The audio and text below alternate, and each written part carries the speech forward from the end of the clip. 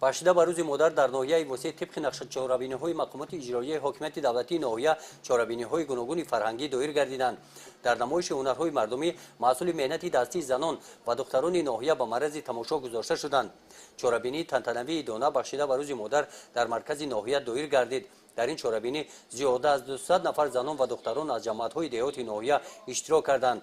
дар ҷомъомад раиси ноҳияи восеъ баромад намуда сокинони ноҳияро бахшида ба рӯзи модар табрик намуданд. зикр намуданд ки имрӯз дар ноҳия нафарони рӯзгордида пирони меҳнат зиндагӣ ба фаъолият доранд ки бо кору рафтори наҷибашон дар байни мардум обрӯю эътибори зиёде доранд. дар чорабинии дона бахшида ба рӯзи модар дар ноҳияи восеъ шоири халқии тоҷикистон муҳаммад ғоиб ва ҳофизи халқии тоҷикистон файзалӣ ҳасанов иштирок намуда сокинони ноҳияро бахшида ба рӯзи модар табрик намуданд.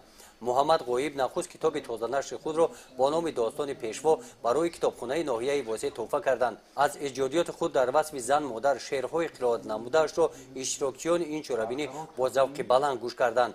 дар ин ҷамъомад аз номи мақомоти иҷроияи ҳокимияти давлатии ноҳия занони фаъоли ноҳия барои меҳнати арзанда бо туҳфа ва мукофотҳо қадр карда шуданд. дар қисмати ҷамъбастии чорабиниҳо бахшида ба рӯзи модар кормандони бахши фарҳанги ноҳия ва ҳофизи халқии тоҷикистон файзалӣ ҳасанов бо ғазал ва сурудҳои пурмазмун дар васфи модар хотири модаронро шод гардониданд. гузориши хоҷа назриев, худойназар зуҳуров аз ноҳияи восеъ барои барномаи иттилооти навид.